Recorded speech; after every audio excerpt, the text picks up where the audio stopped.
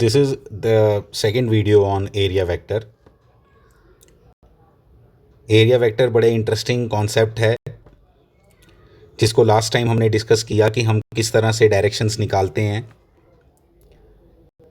इसके साथ ही एक बात और हम यहाँ पे एक बात और क्या मैंने लास्ट वीडियो में भी डिस्कस किया था वो कि अगर आपके पास मान लो एक स्क्वायर है,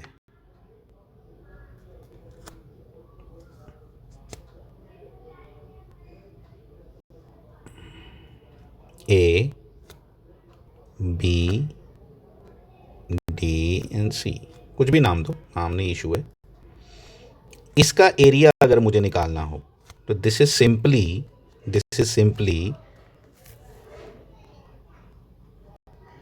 this is a square, I mean this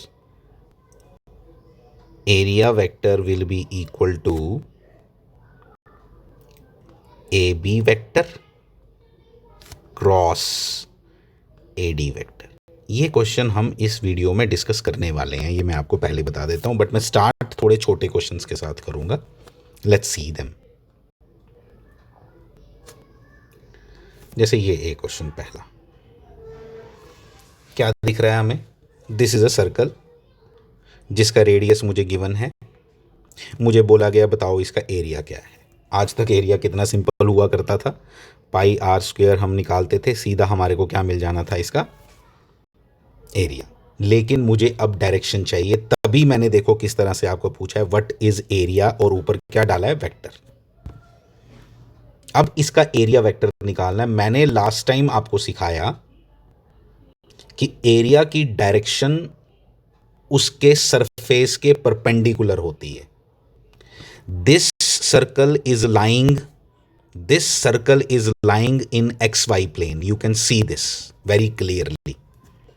This circle is lying in XY plane और इसका जो एरिया होगा वो क्या होगा, मैं लिख रहा हूं, आपको समझ आना चाहिए। मैंने इसको सॉल्व नहीं किया है, बस वो जो कर रहा हूं वही इसका आंसर है। मैं इसका एरिया वेक्टर लिख रहा हूं, आप समझना। इट इज इक्वल टू 4 पाई, नहीं, जे नहीं, के कैप, और प्लस माइनस मैंने डाला। देखो प्लस माइनस क्यों डाला मैंने, क्योंकि आपको बताया था के कैप क्यों, क्योंकि जो इसकी डायरेक्शन होगी वो जेड एक्सिस होगी। मैं डायरेक्शन यहाँ बनाता हूँ, मैंने बताया हुआ है अपने स्टूडेंट्स को डायरेक्शंस किस तरह से निकालते हैं। या तो डॉट या तो क्रॉस, दोनों चलेंगे। Let me tell you, this is a open surface जिसमें ऊपर भी ले सकते हैं, नीचे भी ले सकते हैं। तो या तो positive direct x z direction में इसकी डायरेक्शन है, या तो नेगेटिव जेड डायरेक्शन में, that is y plus minus. लेकिन किसी पर्टिकुलर क्वेश्चन अगर कोई एक ही डाले ना, प्लस माइनस ना डाले, सिर्फ प्लस डाले, तो भी चलेगा, कोई प्रॉब्लम नहीं। तो ये इसकी सिंपल सी कहानी है। अगर ये एक्स वाई प्लेन में है तो इसके ऊपर जो मैं परपेंडिकुलर ड्रॉ करूंगा उस परपेंडिकुलर की डायरेक्शन क्या होगी, जेड एक्सिस की डायरेक्शन शो करने के लिए कौन सा यूनिट वेक्टर यूज करते हैं हम, दैट इज के कैप। ठीक है, ये भी हो गया। नेक्स्ट देखते हैं, ये देखो ये किस प्लेन में, ये सर्कल है। Again this is a circle, given है क्वेश्चन में, दिस इज अ सर्कल। मैं क्वेश्चन लिखा नहीं है स्टेटमेंट में, but it is given this is a circle of radius 2 metre. अगर ये सर्कल है तो बनाया क्यों नहीं सर्कल, उधर तो आपने सर्कल बनाया था, इधर सर्कल नहीं बनाया, इधर एलिप्स बनाया। बहुत बार बता दिया, this is perpendicular to the plane, और परपेंडिकुलर होने की वजह से प्लीज इसको इमेजिन करो, दिस इज जेड एक्सिस। बनाओ खुद से, मैं नहीं बता सकता इधर, मैं बताऊंगा भी तो आपको दिखाऊं कैसे। जेड एक्सिस इसके परपेंडिकुलर है, जेड एक्सिस यहां है, इसके परपेंडिकुलर खड़ा करो पेन अपना। तो आपकी ये जो सर्कल है वो कहां है, एक्स जेड प्लेन में। कहां है, एक्स जेड प्लेन में। अगर एक्स जेड प्लेन में है तो परपेंडिकुलर ड्रॉ करोगे इसके तो यहां आएगा। ये आपको समझ आना चाहिए, थोड़ी सी इमेजिनेशन यहां रिक्वायर्ड है। ये मैं आपको बता देता हूं, थोड़ी सी इमेजिनेशन यहां रिक्वायर्ड है। इसलिए इसका आंसर भी 4 पाई है। साथ में क्या आएगा, जे कैप प्लस माइनस डाल के आप और क्लैरिटी बता रहे हो उसको कि भाई मुझे पता है कि मैं ऊपर भी ले सकता हूं, नीचे भी ले सकता हूं, डायरेक्शन ये भी ले सकता हूं। वाई एक्सिस इसके परपेंडिकुलर है। This circle is lying, this circle this is a circular disc which is lying in x z plane, this is in x z plane. चलें आगे। अब देखो ये question, this is a square, square है, मैंने पिछली बार भी आपको बताया स्क्वेयर है। और ये स्क्वेयर जो है ये आप देख सकते हो ये लाई कहाँ कर रहा है, ये कहाँ पे लाई कर रहा है बताओ। ये जैसे एक कॉपी है ना, ये अपने फ्लोर पे एक स्क्वायर लो, जैसे अपनी एक नोटबुक ले लो, एक पेज ले लो और उसको कॉर्नर में खड़ा कर दो। वाई एक्सिस, जेड एक्सिस और आपका ये जो इसके देखो इस तरह से है, ये 5 है, ये 5 है, ये भी 5 है, ये स्क्वायर है क्योंकि ये यहां से परपेंडिकुलर है शीट के साथ, इसलिए आपको स्क्वायर दिखाई नहीं दे रहा है। अगर ये 5 है तो इसका एरिया देखो कैसे निकालेंगे हम। मुझे चाहिए कोऑर्डिनेट्स, मैं इसका नाम भी रख दूंगा ABCD। अभी मैंने बताया स्क्वायर का एरिया हम कैसे निकालते हैं वेक्टर कैलकुलेशन में, AB cross, cross product AB cross AD। अब चक्कर ये है सिर्फ इतना सा कि मुझे ये वेक्टर फॉर्म में चाहिए, मुझे 5 सिर्फ क्या मालूम है, सिर्फ मैग्नीट्यूड मालूम है। अब मैं सबसे पहले क्या करूंगा, मैं B के कोऑर्डिनेट्स लिखूंगा और इसके कोऑर्डिनेट्स लिखूंगा, इस पॉइंट के। इस पॉइंट के कोऑर्डिनेट्स क्या होंगे जरा सोच के बोलो। ये एक्सिस पे है लाई कर रहा, किस एक्सिस पे है, वाई एक्सिस पे लाई कर रहा है ये पॉइंट। इसका मतलब एक्स इसमें 0 होगा, वाई इसमें 5 है, मुझे मालूम है ये लेंथ 5 है, कॉमा 0 ये इसके कोऑर्डिनेट्स हैं। मैथमेटिक्स इसीलिए बहुत इंपॉर्टेंट रोल प्ले करता है हमारे फिजिक्स में। ये कोऑर्डिनेट्स आपको दिखाई देने चाहिए सबको, कितने हैं 0,5,0।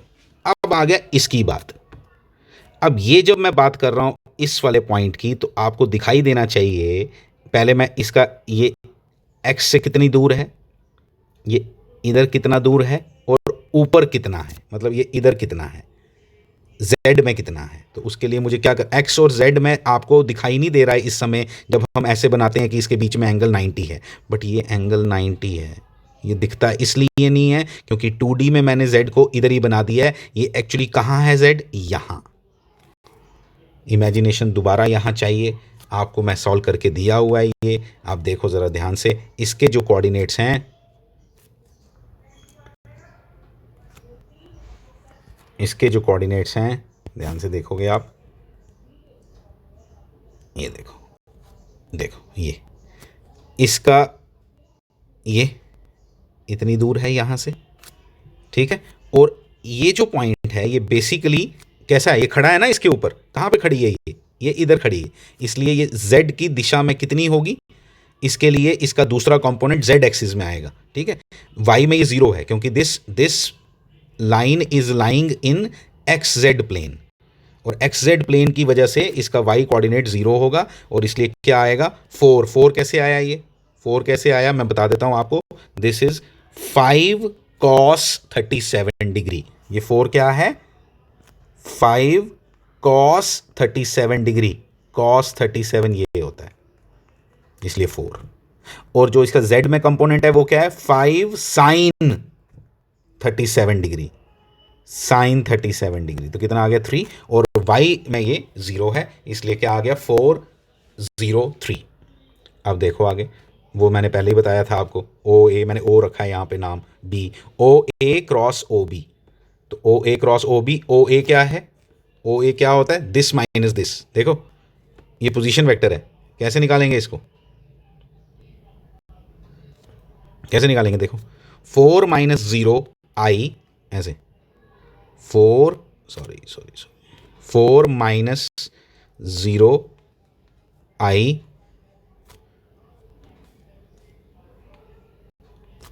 प्लस 0 माइनस 0, इसके कोऑर्डिनेट क्या है? 0 0 0, ओरिजिन है ना, 0 0 0, तो 0 माइनस 0 जे प्लस 3 माइनस 0 3 माइनस 0 के, मैंने डायरेक्ट लिख दिया हुआ है क्या, 4i प्लस 3k, फाइन, कोई प्रॉब्लम नहीं। अब आगे किसकी बात, इसी तरह से मैंने लिख दिया ओ बी वैक्टर भी, ओ बी वैक्टर में तो मजा है, ये दोनों वैसे ही 0 हैं, तो सिर्फ क्या बचा 5 वाला, तो 5, एक मिनट, 5j, सिर्फ y है ना, इसलिए 5j, ठीक है। अब इनको मल्टीप्लाई करना है, मल्टीप्लाई करना है भाई, रिमाइंडर दे देता हूँ कैसे मल्टीप्लाई करेंगे। ये क्रॉस प्रोडक्ट है, भूलना नहीं है, डिटर्मिनेंट लिया करते थे हम क्रॉस प्रोडक्ट के लिए, लेकिन ये छोटी सी है, यहाँ पे डिटर्मिनेंट की ज़रूरत नहीं पड़ेगी, लेना है जिसने वो ले सकता है। यहाँ पे सीधा करूँगा मैं, कैसे बोलूँगा देखना ध्यान से, यहाँ पे मैंने 4i क्रॉस 5j, तो 20, तो पहले मैग्नीट्यूड आ गया, k कैसे आया, i क्रॉस k, अपनी 11th क्लास पढ़ो, इक्वल टू k होता है, इसलिए k, फिर 5j, ये 15 बन गया, 15j इंटू के, j क्रॉस k क्या होता है, k क्रॉस j होता है माइनस आई, ये माइनस कैसे आता है, प्लस कैसे आता है, सारी 11th क्लास है, थोड़ा सा रिवाइज कर लो अगर नहीं आता है तो। ये आ गया आपका आंसर, एरिया वेक्टर। और अपनी सेटिस्फेक्शन के लिए यार, ये तो स्क्वायर था, अगर छोटी सी क्लास होती, आज 11th क्लास नहीं होती और एरिया वेक्टर नहीं होता, तो इसका एरिया कितना सिंपल था, 25, तो मैग्नीट्यूड इसका 25 है, आई कैलकुलेटेड दैट। ये देखो 420 का स्क्वायर प्लस 15 का स्क्वायर माइनस 15 का स्क्वायर, 25, 225, 625, 625 का अंडर रूट, ये आंसर वही आया जो आना था, लेकिन ये सिर्फ मैग्नीट्यूड है, और आई जे में जब लिख दिया तो ये वेक्टर है। Thank you so much, thank you.